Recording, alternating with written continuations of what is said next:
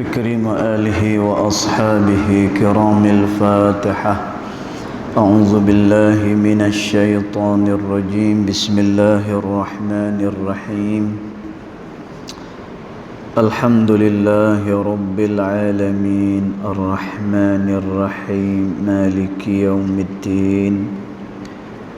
إياك نعبد وإياك نستعين. اهدنا الصراط المستقيم صراط الذين أنعمت عليهم غير المغضوب عليهم ولا الضالين آمين. السلام عليكم ورحمة الله وبركاته. الحمد لله والصلاة والسلام على رسول الله سيدنا محمد بن عبد الله وعلى آله وصحبه ومن والاه. أشهد ونشهد أن لا إله إلا الله وأشهد أن محمدا عبده ورسوله. اللهم فصل وسلم على سيدنا محمد عبدك ورسولك النبي الأمي وعلى آله وصحبه وبارك وسلم. ثم أقول رب اشرح لي صدري ويسر لي أمري واحلل عقدة من لساني يفقه قولي أما بعد. قال الله سبحانه وتعالى في تنزيله: لقد كان لكم في رسول الله أسوة حسنة. صدق الله العظيم. ربي أدخلني مدخل صدق وأخرجني مخرج صدق واجعل لي من لدنك سلطانا نصيرا. إلهي أنت مقصودي ورضاك مطلوبي فأعطني محبتك ومغفرتك يا أرحم الراحمين. Alhamdulillah, yang pertama-tamanya kita merafakkan kesyukuran kehadirat Allah Subhanahu wa taala kerana dengan limpah kurnianya, dengan rahmatnya, kita masih lagi dapat bersama-sama pada malam hari ini di dalam rumah Allah Subhanahu wa taala ini, di dalam majlis ilmu. Mudah-mudahan Allah Subhanahu wa taala memberikan kebaikannya kepada kita semua. Allahumma amin. Tuan-tuan, kita sambung lagi pembacaan kitab Adab Sulukil Murid yang dikarang oleh Al-Imam Al-Habib Abdullah bin Alawi Al-Haddad rahimahullah ta'ala, pada ibarat yang berikutnya. Maka dia kata, Bismillahirrahmanirrahim. Qala muallif rahimahullah ta'ala wa nafa'ana bi'ulumihi fid daraini amin. Maka dia kata, dia kata, wa kaifa yaliqu at-takabburu mimman ya'lamu annahu makhluqun min nutfatin madhirah. Dia kata, lalu bagaimana seseorang insan itu layak baginya takabbur. Tuan-tuan, maknanya macam mana kata pengarang pada kitab ni? Satu orang ni dia boleh takabur. Tuan-tuan, dia masih nak menceritakan kepada kita bahawa penyakit hati itu menyebabkan terhalang daripada kita mendapatkan petunjuk daripada Allah Subhanahu wa taala. Kemudian Imamul Haddad dia sebut bahawa penyakit hati yang paling buruk sekali Tuan-tuan, ni penyakit hati yang paling buruk. Dan kalau boleh hak ni bagi tak ada. Apa dia? Iaitulah al-kibir. Kibir maknanya membesarkan diri. Tuan-tuan, manusia ni kadang-kadang dia membesarkan diri dia. Dia sombong. Sombong kerana beberapa perkara. Yang pertama, manusia dia boleh sombong adalah kerana dengan harta yang ada pada dia. Tuan-tuan, dia harta banyak, dia duit banyak, orang lain tak macam dia. Tuan-tuan, maka dia boleh berasa sombong dengan harta tersebut. Yang kedua, kata ulama, manusia itu akan menjadi sombong adalah kerana dengan pangkat yang ada pada dia. Tuan-tuan, al-maklum saja, orang yang ada pangkat ni adalah orang yang selalu dipandang, orang yang selalu dirujuk segala perkara pada dia, dan cakap-cakap dia akan didengar oleh orang. Dan tuan, kadang-kadang perkara tersebut membuatkan dia berasa sombong. Sebab itu Qadhi Abu Yusuf, dan tuan, Qadhi Abu Yusuf ni anak murid kepada Imam Hanafi. Kata Al-Imam Qadhi Abu Yusuf, dan tuan, majlis pengajian Al-Imam Qadhi Abu Yusuf ni ramai. Bila dia mengajak orang ramai mai. Dan tuan, tapi kata Qadhi Abu Yusuf, bila mana aku menyampaikan tazkirah, bila mana aku menyampaikan kuliah ceramah, maka sebenarnya kuliah ceramah tazkirah itu aku tujukan untuk diri aku sendiri, kata Qadhi Abu Yusuf. Dan tuan, pasal apa dia kata macam tu? Kerana nak menghilangkan perasaan sombong itu tadi. Dan tuan, maka dia tujukan nasihat tu terlebih dahulu pada diri dia. Dan tuan, maka ni sifat apa ni? Al-kibir, iaitu dia sombong dan membesarkan diri. Jadi yang kedua, dia boleh jadi sombong kerana apa? Dengan harta yang banyak. Ketiga, tuan-tuan, ini adalah sebab-sebab yang besar. Kalau nak kira dengan sebab lain banyak lagi, tapi yang ni adalah sebab-sebab yang besar mendorong seseorang itu menjadi sombong. Tuan-tuan, yang ketiga kata ulama, orang boleh sombong adalah kerana dengan ilmu pengetahuan yang dia ada. Dan tuan, maklum saja, orang yang ada ilmu pengetahuan dia pandai bercakap.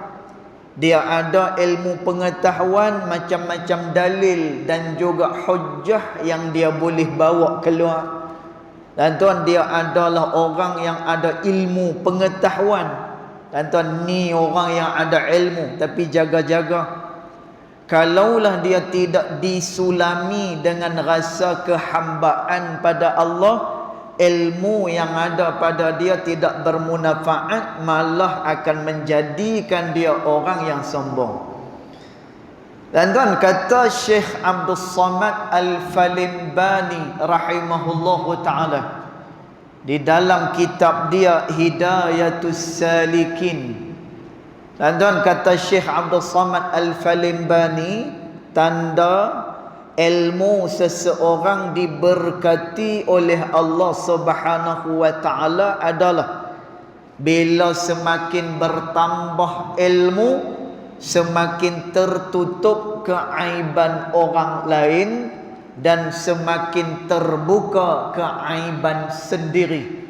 Dan tuan, ni tanda bahawa ilmu yang dia dapat, yang dia dengar tu dapat memberi manfaat dan diberkati oleh Allah Subhanahu wa ta'ala.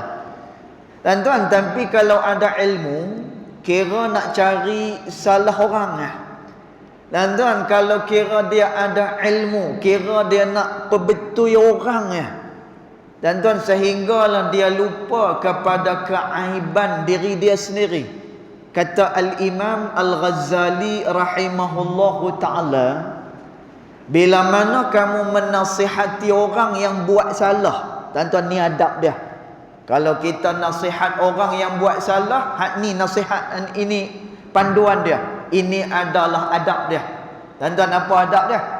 Bila kita tegak kesalahan seseorang, bila kita nak perbetui satu orang, tuan-tuan, kita kena ingat juga dosa dan kesalahan yang kita lakukan kepada Allah Subhanahu wa taala. Sebab itu kata Imam Ghazali rahimahullahu taala, kamu juga mempunyai aib yang sama sebagaimana yang dilakukan oleh orang tersebut. Jadi kita bila nasihat dekat orang taklah lebih-lebih. Ini kita nasihat dia macam kita tak ada salah. Tuan-tuan, kita pi kata dekat dia. Tuan-tuan, punya keras kita punya nasihat ni. Tuan-tuan, seolah-olah macam kita ni langsung tak ada buat kesalahan, langsung tak ada buat dosa kepada Allah Subhanahu wa taala. Tuan-tuan, maka demikian orang yang ilmunya diberkati oleh Allah, dia bukan semakin meninggi, bahkan dia semakin merendahkan dirinya dengan sesama insan, dengan sesama makhluk Allah Subhanahu wa taala. Tuan-tuan, sebab itu ada cerita. Ada cerita bagaimana ada satu orang ulama, nama dia Al-Habib Abu Bakar Al-Adani. Tuan-tuan, bukan Habib Abu Bakar Al-Adani yang sekarang ni, dak, ni zaman salaf ni. Ni zaman lama ni. Tuan-tuan, seorang ulama di kota Hadramaut. Bila mana dia dah habis mengaji dah habis mengaji daripada tok guru dia.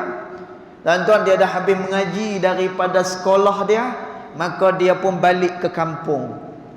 Bila dia balik ke kampung, maka dia kata dengan ayah dia, ayah, doakan saya kerana saya nak menjadi seorang pendakwah mengajak manusia kepada jalan Allah. Tuan-tuan, si ayah ni juga seorang ulama besar. Tuan-tuan, kata ayah dia kepada anak yang baru habis mengaji ni, dia kata, wahai anak, kalau kamu nak pi berdakwah boleh, tapi dengan satu syarat, kamu mesti kena bawa benda yang paling hina kepada ayah. Tuan-tuan, dia kena pi cari apa dia benda yang paling hina, dia dapat bawa pi kat ayah dia. Tuan-tuan, maka dia pun keluar daripada rumah dia. Tuan-tuan, dia keluar daripada rumah dia, dia ambil seorang budak kecil yang tak erti apa-apa, yang duk main dekat apa ni sungai, yang main atas ban. Tuan-tuan, kita bukan tahu budak tu esok nak jadi apa. Kita tak tahu. Sebab kita berjalan dengan takdir Allah Subhanahu wa taala. Tuan-tuan, larilah daripada takdir, dia akan pi kepada takdir yang lain. Sebab itu kata Sayyidina Umar radhiyallahu anhu wa ardah, bila mana kamu lari daripada satu takdir, maka kamu kena pi kepada takdir yang lain. Tuan-tuan, maknanya apa? Kita berjalan dengan takdir Allah Subhanahu wa taala. Tuan-tuan, maka diambil kanak-kanak ni. Dia kata, ni lah kot benda paling hina, budak bukan reti apa. Tuan-tuan, maka dia pun bawa budak ni. Dalam perjalanan dia terfikir, dia kata, budak ni betul dia tak reti apa-apa, tapi sekurang-kurangnya dia tidak dicatatkan apa-apa dosa kepada dia. Sedangkan aku ni dah lama hidup, dosa aku banyak dengan Allah Subhanahu wa taala. Budak tak ada dosa apa-apa. Tuan-tuan, dia belum lagi dibebankan dengan syariat Allah. Setelah daripada mana dia balik, barulah dia dibebankan dengan segala syariat Allah Subhanahu wa taala. Tuan-tuan, maka dia kata tak jadi nak bawa. Dia kata, pasal apa? Kerana budak ni bukan benda yang hina, ada kemuliaan pada dia. Apa dia? iaitulah dia tak ada dosa dengan Allah. Tuan-tuan, maka dia pun pergi berjalan lagi. Bila dia berjalan, dia bertemu pula dengan orang yang minum arak. Tuan-tuan, minum arak bagus tak? Minum arak tak bagus ya? Tuan-tuan, bahkan kata Nabi SAW, al-khamru ummul khaba'is, kata Nabi.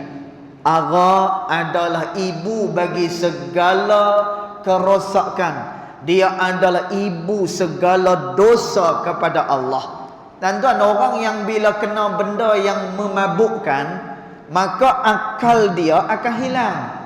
Bila akal hilang, maka hilanglah pertimbangan. Tuan-tuan tengok orang yang mabuk kan. Nah, bila orang berhenti dekat lampu isyarat, tu yang seriau nak bawa motor kan. Kan? Saya ada motor insya-Allah. Bawa motor jugalah kan. Motor elok, tapi kita nak bawa tu seriau. Asyik tengok side mirror ya bila berhenti dekat traffic light. Pasal apa? Banyak dah kita tengok tengah-tengah berhenti, orang semua berhenti. Orang semua apa ni berhenti kat lampu isyarat elok Orang mabuk dia pi pum langgar orang. Dia tak berhenti. Orang lain berhenti, dia tak berhenti. Dan tak pasal apa? Kerana hilang dia punya pertimbangan dia. Tuan-tuan, maka dia tengok orang ni minum arak, dia kata mungkin ni lah benda yang paling hina. Dia buat dosa dengan Allah. Tuan-tuan, maka diambil orang ni dibawa, nak bawa depan ayah dia, benda paling hina. Dalam perjalanan terfikir pula, tuan-tuan. Dia terfikir apa? Dia fikir, ya, dia melakukan dosa pada Allah. Tetapi andai katalah si peminum arak ni, kalau dia bertaubat kepada Allah, mungkin taubatnya lebih diterima berbanding daripada taubat kita kepada Allah. Tuan-tuan, siapa tahu dulu punyalah gangster. Tuan-tuan, dulu ni punya tak boleh harap. Tuan-tuan, dulu punya sejarah ni. Tuan-tuan, Pok Ya Chon Chode kan? Tu dulu gangster dulu kan? Dia kata apa? Nara Bangkok. Kan cerita dia dulu. Tuan-tuan, tapi tu cerita dulu. Tapi setelah dia jadi Bilal masjid, setelah dia jadi Tok Siak masjid, tuan-tuan, kehidupan dia khidmat kepada rumah Allah Subhanahu wa taala. Tuan-tuan, kan ramai orang macam tu. Dulu memang orang tak elok, tapi dia tinggal yang tak elok ni, dia berubah kepada yang lebih elok, dia bertaubat pada Allah. Tuan-tuan, budak ni fikir kalau dia bertaubat dengan Allah, siapa tahu taubatnya lebih diterima oleh Allah berbanding dengan taubat kita yang dah beribadat pada Allah. Tuan-tuan, dia tak jadi nak bawa apa ni orang yang minum arak ni sebagai benda yang paling hina. Lalu dia berjalan lagi, dia berjalan-jalan, dia jumpa bangkai. Tuan-tuan, dia jumpa bangkai, dia kata tak syak lagi. Inilah benda yang paling hina dina. Pasal apa? Bangkai. Bangkai bukan ada apa. Bangkai ada apa-apa tak? Bangkai tak ada apa. Dia bukan orang, dia bukan apa. Kalau sekalipun dia haiwan, dia binatang, tuan-tuan, tapi dia dah mati lah. Tak ada apa nilaian pun pada dia. Tuan-tuan, maka budak ni kata, bangkai ni benda paling hina. Tuan-tuan, dia ambil bangkai itu. Tuan-tuan, dia pun nak bawa. Bila dia tengah bawa, terfikir pula. Tuan-tuan, dia fikir apa? Dia bangkai, tapi sekurang-kurangnya dia tidak akan dihisap oleh Allah Subhanahu wa taala berbanding kita akan dihisap oleh Allah Subhanahu wa taala, dan amat sukar melepasi hisap daripada Allah Subhanahu wa taala. Tuan-tuan, tak jadi dia nak bawa bangkai ni, akhirnya dia pun putus asa, tak tahu apa benda yang hina. Tuan-tuan, dia balik semula kepada ayah dia. Dia cerita daripada mula sampai akhir. Ayah dia kata apa? Kalau macam tu, aku benarkan untuk kamu berdakwah, mengajak manusia kepada Allah Subhanahu wa taala. Tuan-tuan, maknanya apa? Ayah dia tahu ilmu yang dipelajari oleh anak dia tidak menjadikan anak itu sombong dengan manusia. Tuan-tuan, sebab orang yang ada ilmu ni kadang-kadang dia boleh sombong sebagaimana iblis. Tuan-tuan, iblis bila Nabi Allah Adam alaihi salam dijadikan daripada hama'in masnun. Tuan-tuan, hama' al-masnun ni adalah tanah liat yang berbau busuk. Tuan-tuan, tu kejadian Nabi Allah Adam alaihi salam. Bila disuruh bersujud pada Adam, tuan-tuan, sujud dekat sini bukannya sujud ubudiyah. Dia bukan sujud kerana memperhamba diri kepada Nabi Allah Adam alaihi salam. Tapi sujud dekat sini adalah lil ikram, untuk memuliakan manusia pertama yang dijadikan oleh Allah Subhanahu wa taala. Tuan-tuan, bila suruh sujud, iblis tengok tuan-tuan. Iblis kata apa? Tuan-tuan, iblis ni dia dijadikan daripada api. Kemudian dia ada ilmu, dia alim. Tuan-tuan, maka dia kata kepada Allah, khalaqtahu min tin wa khalaqtani min nar.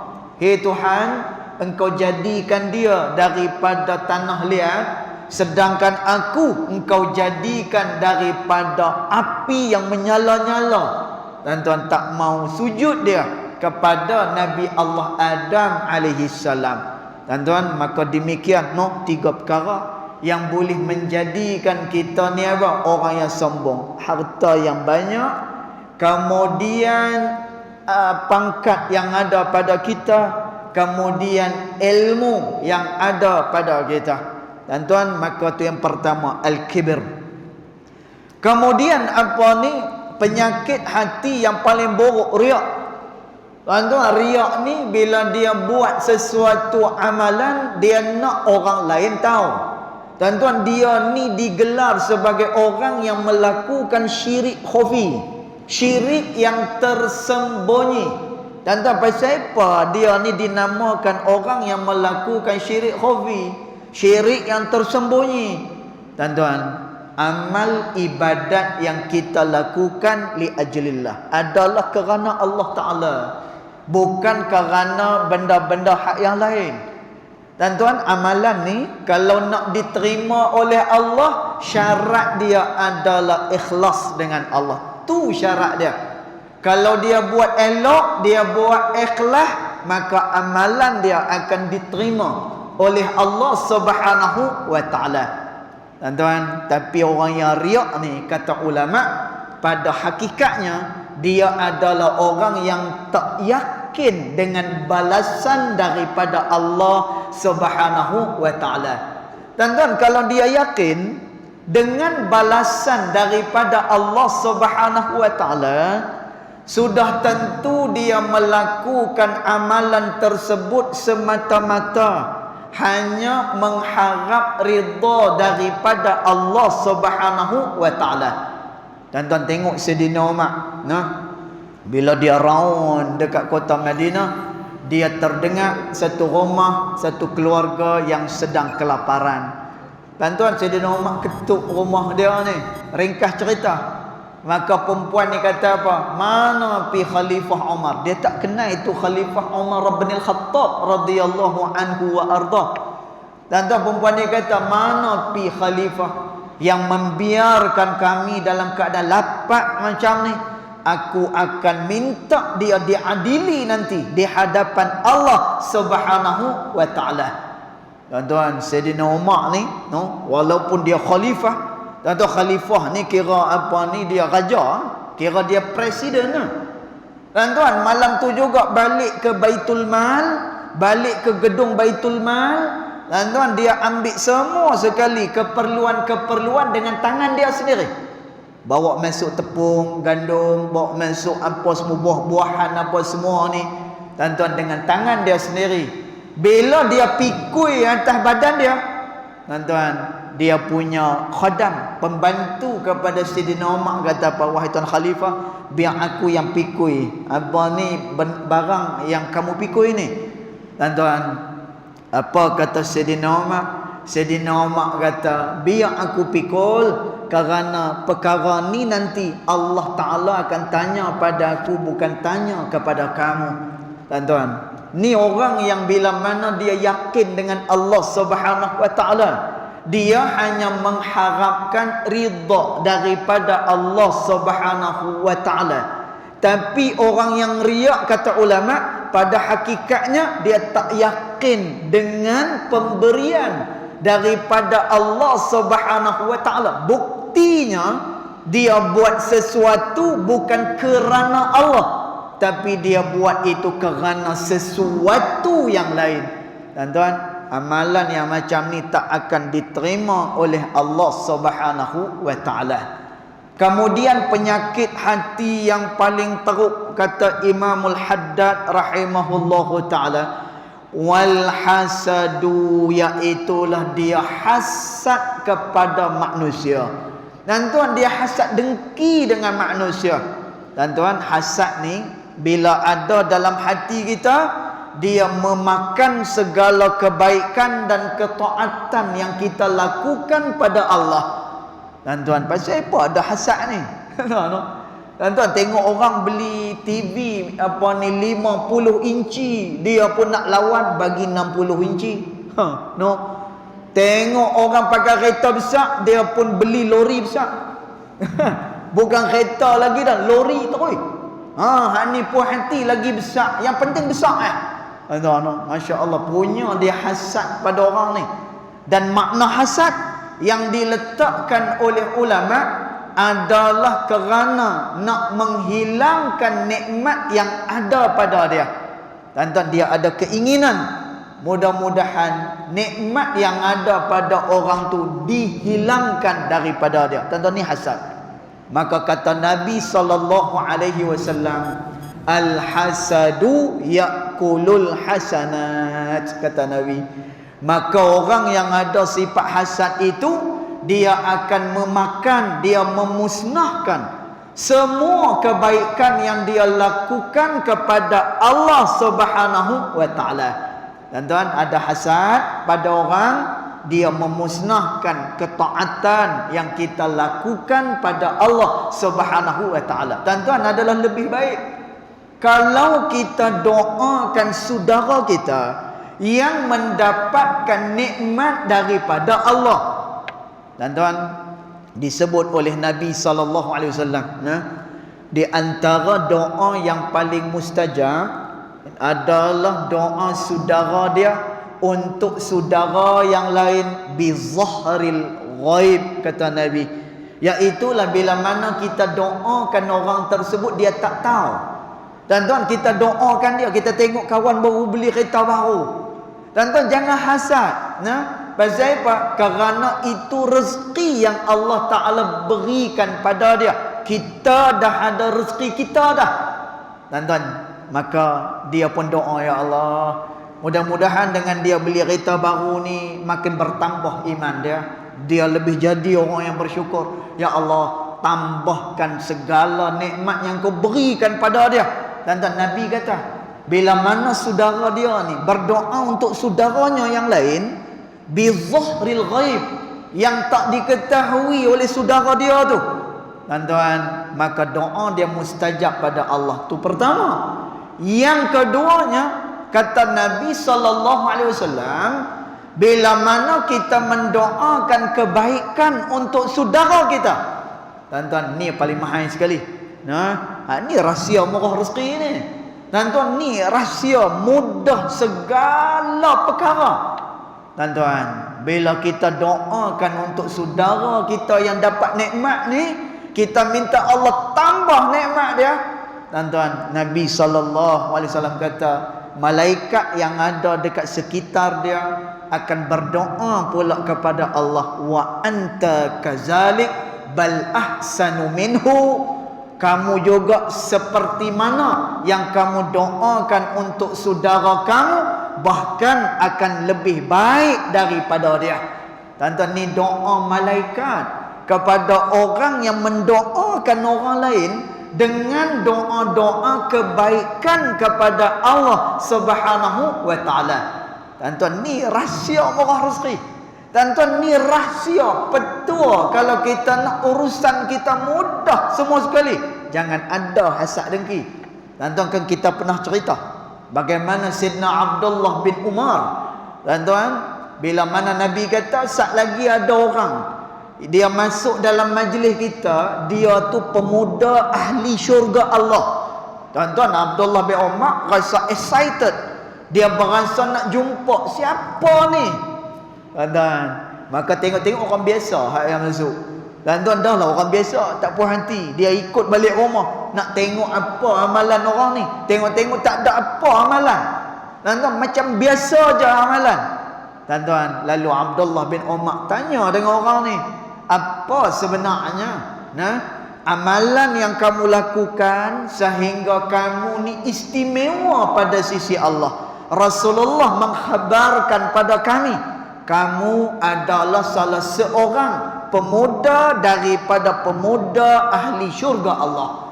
Tuan-tuan, dia kata apa? Dia kata tak ada apa, aku tak pernah dengki ke orang. Aku suka kalau orang dapat nikmat daripada Allah. Aku suka bersilaturahmi dengan orang. Tuan-tuan, itu amalan dia. Dia tak ada langsung perasaan yang tak elok pada manusia. Allah angkat dia punya kedudukan dia pada sisi Allah Subhanahu wa taala. Sebab itu kata Nabi sallallahu alaihi wasallam, inna abdala ummati, kata Rasulullah, sesungguhnya wali-wali abdal daripada kalangan umat aku, kata Rasulullah. Tuan-tuan, wali ni dia ada macam-macam martabat dah. Tuan-tuan, wali ni ada macam-macam. Tuan-tuan, kita tak tahulah. Allah muliakan dia, ada sebab-sebab kenapa Allah Ta'ala muliakan dia. Ada sebab dia. Mungkin sebab dia banyak baca Al-Quran. Macam Pak Sumit, tengok, banyak baca Al-Quran, maka dia punya kedudukan dia diangkat oleh Allah Subhanahu wa taala. Nasihat-nasihat dia Al-Quran, mai baca Quran, faham Al-Quran. Tuan-tuan, tu kedudukan yang Allah Subhanahu wa taala beri kepada dia. Tuan-tuan, ada orang yang dia suka bersedekah, dermawan dia ni. Sikit-sikit sedekah, pantang dengar orang susah. Tuan-tuan, maka dia akan bersedekah, Allah tinggikan martabat dia pada sisi Allah. Maka wali ni dia ada macam-macam kedudukan dia. Maka kata Nabi sallallahu alaihi wasallam, inna abdala ummati, abdal, wali abdal daripada kalangan umat aku ni, kata Rasulullah, laisa bikasratis salah wa laisa bikasratis siyam. Bukanlah orang yang banyak sembahyang, bukan pula orang yang banyak berpuasa. Ni ada buat live ni, 3 kamera ni. Ni saya nak abang ni, kan? Bukan saya kata tak payah sembahyang, tak payah puasa. Kan? Nanti orang dia ada silap faham dia. Lah ni kan ramai orang buat apa ni, video dia ambil abang ni, potong-potong pi kritik kawan tu. Ni bukan kata apa ni bukan kata tak suruh apa ni jangan sembahyang, jangan puasa. Nanti dia komen lain, orang faham lain, dia pi cakap lain. Orang kata Nabi sallallahu alaihi wasallam, sesungguhnya wali abdal, kata Rasulullah, daripada kalangan umat aku, laisa bikasratis salah, bukan orang yang banyak sembahyang. Bukannya jangan sembahyang, bukan hak tu. Dia tak banyak sembahyang, sembahyang macam biasa. Dia sembahyang fardu, lepas tu dia buat solat sunat, duha sikit. Adalah sekali-sekala bangunlah tengah malam. Tuan-tuan, kemudian Nabi kata laisa bikasratis siyam, bukan pula kerana dia itu banyak berpuasa, kata Nabi. Tetapi apa dia? Abdal, wali abdal daripada kalangan umat Nabi ni siapa dia? Kata Nabi sallallahu alaihi wasallam, mereka yang wasi'us sudur, yang mana dadanya tak sempit. Tuan-tuan, apa maksud dada tak sempit? Dada luas. Apa dia? Tak ada dengki dengan orang. Tuan-tuan, bila orang dapat nikmat, dia mendoakan orang tersebut. Tidak ada kebencian daripada hati dia. Dia selalu jalinkan tali silaturahmi. Tak ada apa. Dia baik dengan orang, dia tak ada pun kata nak benci pada orang. Tuan-tuan, Nabi kata, ramai daripada kalangan umat aku yang jadi wali abdal kerana wasi'us sudur, kerana lapangnya dada seseorang itu.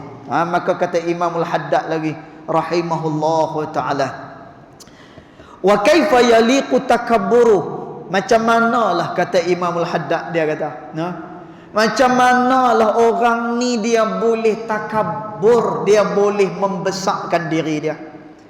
Mimman ya'lam annahu makhluk, sedangkan dia tahu dirinya hanyalah makhluk. Dia dijadikan oleh Allah Subhanahu wa ta'ala min nutfatin mazirah, daripada ayak mani yang hina dina. Dan tentulah asal kejadian kita.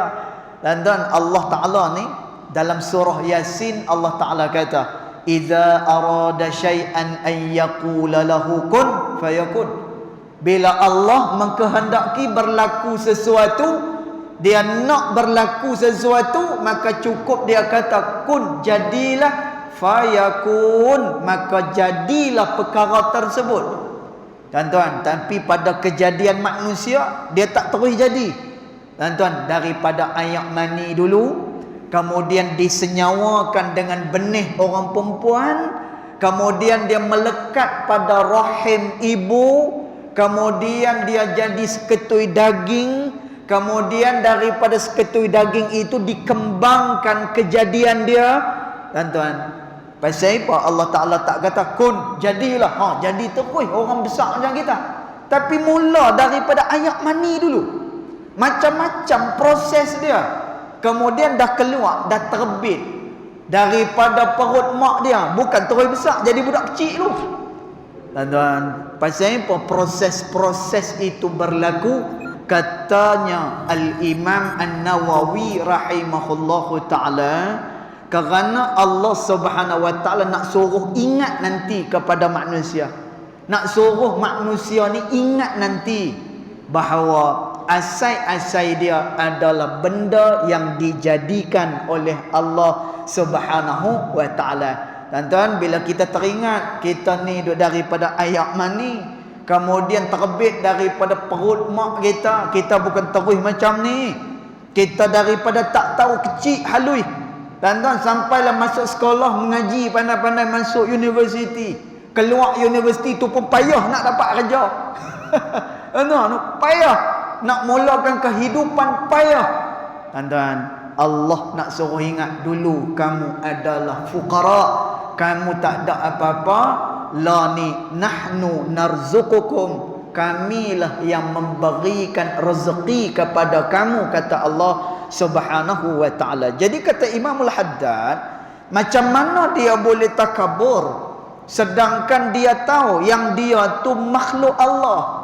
Dahlah dia tahu dia makhluk, asal dia min nutfatin mazirah, daripada ayak mani yang sangat-sangat hina. Dahlah macam tu, wa alal qurbi yasiru jifatan qadirah, dan dia hampir kepada hari-hari kemusnahan dia. Tuan-tuan, kita ni makin hari dia bukan makin segar. Tuan-tuan, kita dapat rasa diri kita kan. Dulu masa kita umur 20, tengok macam mana segarnya kita. Tuan-tuan, umur 20 semua kita boleh buat. Kita boleh drive, ulang alik pula lagi, kan, dalam kilometer yang jauh. Tuan-tuan, tapi bila naik umur 40, 45, dia tak ada riang dah nak pegang steering. Riang tu dah tak ada dah. Tuan-tuan, kemudian kita ada benda yang kita dah tinggal dah, kita tak buat dah benda tu. Tuan-tuan, kata Imamul Haddad macam tu lah, bahawa dia dahlah makhluk daripada ayak mani yang hina, kemudian dia hampir kepada kemusnahan dia. Maka macam mana dia boleh jadi orang yang takabur, dia suka membesarkan diri dia.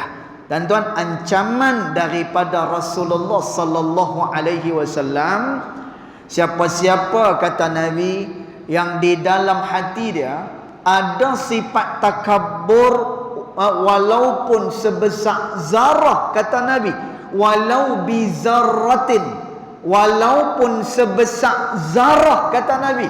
Tuan-tuan, ada takabur dekat dalam hati dia. Tuan-tuan, orang ni diharamkan daripada masuk ke dalam syurganya Allah Subhanahu wa taala. Sikit je ada perasaan takabur. Tuan-tuan, pasal apa? Kerana takabur ni, nanti kita akan baca, dia telah mengambil sifat bagi Allah Subhanahu wa taala.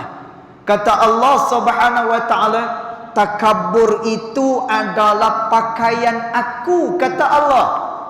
Siapa-siapa yang mencabutnya dan memakai pada badannya, tuan-tuan, Allah Ta'ala kata apa? Aku akan heret dia dengan pakaian tu untuk dimasukkan ke dalam neraka aku, kata Allah Subhanahu wa taala. Tuan-tuan, sifat jabbar, sifat takabur, yang ni adalah kepunyaan Allah Subhanahu wa taala. Sebab itu dia boleh buat apa yang dia nak. Innallaha ala kulli syai'in qadir. Allah berkuasa di atas setiap sesuatu. Tuan-tuan, sifat manusia apa dia? Tawadhu'. Dia kena merendahkan diri dia. Pasal apa? Dia makhluk, kemudian dia daripada ayak mani yang hina, dan dia hampir kepada hari kebinasaan dia. Wa in kana indahu syai'un minal fadaili wal mahasini, sekalipun dia ada kelebihan-kelebihan, wal mahasin, dan segala kebaikan dia ada, maka kata Imam Al-Haddad, dia kena tahu, fadzalika, itu adalah min fadlillah, itu daripada kelebihan Allah Ta'ala, wasun'ih, dan juga daripada anugerah Allah Subhanahu wa taala. Tuan-tuan, yang ni kita akan terang pada pertemuan yang akan datang, insya-Allah. Mudah-mudahan tuan-tuan kita dapat jaga hati kita daripada sifat-sifat yang tercela ni. Kerana apa? Orang yang ada sifat tercela ni terhalang dia daripada mendapat segala kebaikan daripada sisi Allah Subhanahu wa taala. Yang baik datang daripada Allah Subhanahu wa taala, yang tidak baik datang daripada kejahilan diri saya sendiri, walaupun hakikat kedua-duanya datang daripada Allah Subhanahu wa taala. Bismillahirrahmanirrahim. Alhamdulillahirabbil alamin, wassalatu wassalamu ala asyrafil anbiya wal mursalin wa ala alihi wa sahbihi ajma'in. Allahumma ighfir lana ma akhtana wa ma ta'ammudana wa ma asrarna wa ma a'lanna wa ma anta a'lamu bihi minna. أنت المقدم وأنت المؤخر، لا إله إلا أنت سبحانك إنا كنا من الظالمين. وصلى الله على سيدنا محمد وعلى آله وصحبه وبارك وسلم، والحمد لله رب العالمين، والله أعلم.